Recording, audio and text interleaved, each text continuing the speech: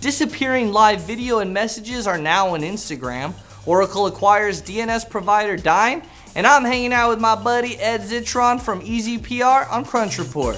It's Monday, November 21st, and this is the Thanksgiving edition of Crunch Report.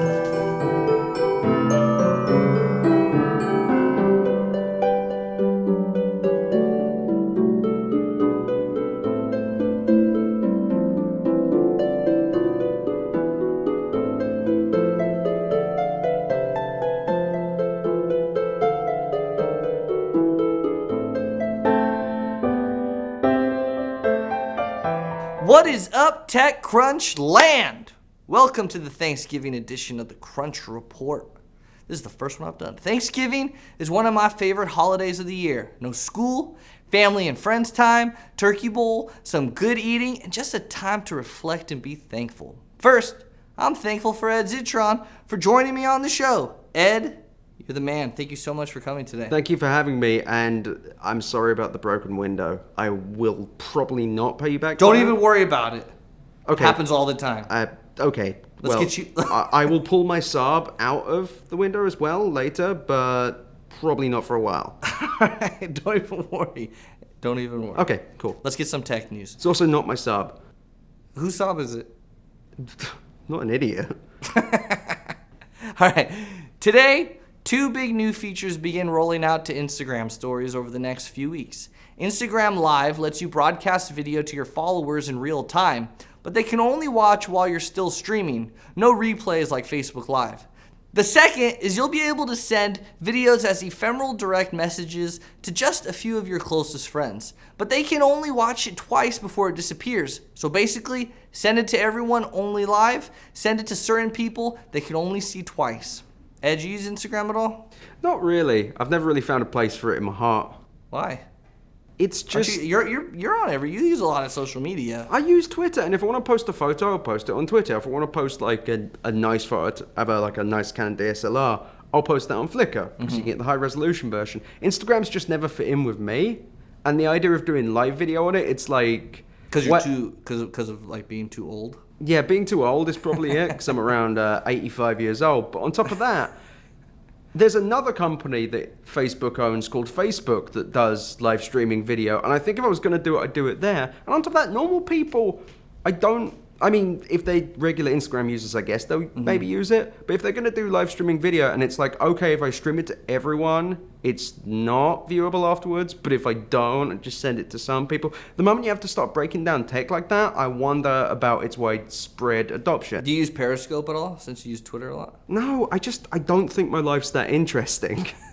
Regardless of the fact I have like 195,000 tweets, so I'm a hypocrite. There you go. But 60,000 people find it interesting. Yeah. Don't you do cool stuff like? Well, the botnet I set up to follow me has been fantastic. And the tens of other people that follow me and say really complimentary things like you're an idiot, unfollowed, blocked, that kind of thing, they're awesome. Story of my life. All right, well then, let's change subjects. Okay, please. You know what you might like? What? Autonomous driving vehicles. Maybe I would. Let's talk about it. The city of Boston is feeling the self-driving love. Today, as Nutonomy and MIT spin-out building autonomous cars got the green light to start road testing its adapted Renault Zoe electric vehicles in the city. Notably, Nutonomy is working with Singaporean startup Grab to acquire the data necessary to build a self-driving car company from the ground up. U.S. ride-sharing startup Lyft, who has historically been very friendly with Grab in Singapore and Jon Snow in the north, has yet to step in to help put people in Nutonomy's vehicles. As a result, the cars won't be carrying any passengers yet in Boston. Ed, who at this point would you trust your life to in an autonomous car? What players in the game? I feel like I would trust Tesla or Google, but that's only because of how much data they've got. And I feel like everyone and their mum has at some point in this year, like Kraft Foods is probably going to announce they have an autonomous car at some point. I feel like we're really early in this, and I feel like it's got to a point where we just get like Uber is just starting off in Pittsburgh, but they're only kind of starting off.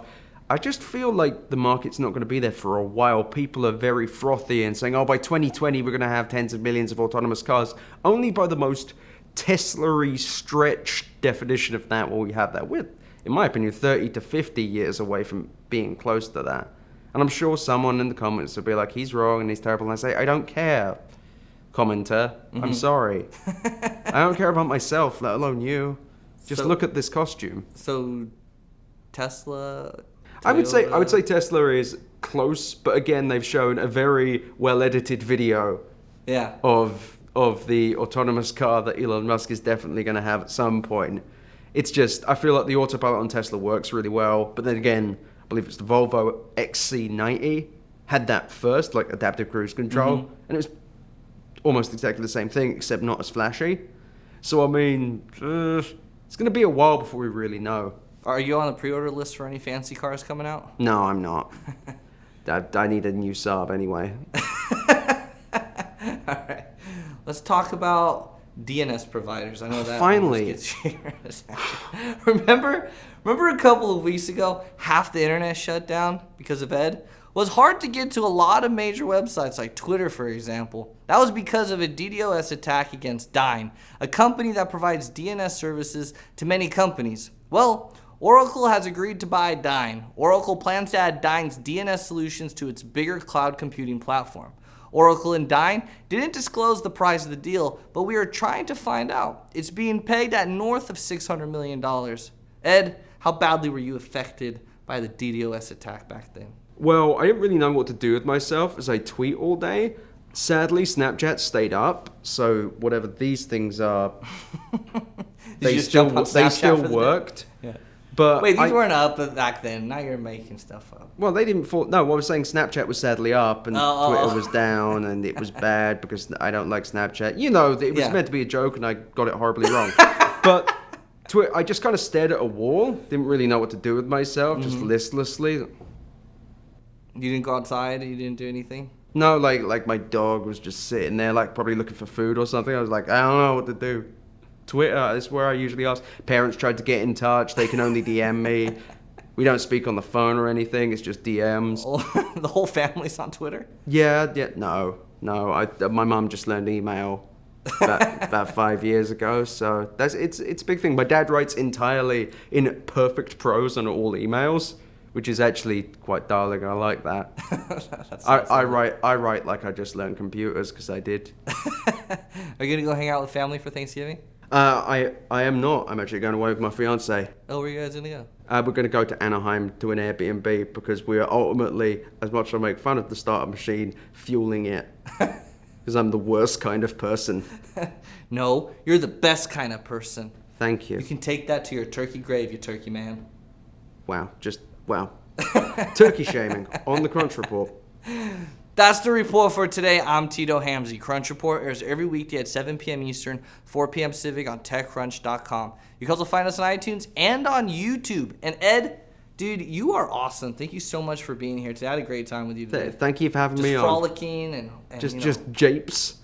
Japes and goofs. My faves. Follow him if you're on. Follow him on Twitter, Ed Zetron, Easy PR. He's good funny stuff, way funnier than I am. All right. We'll see you tomorrow.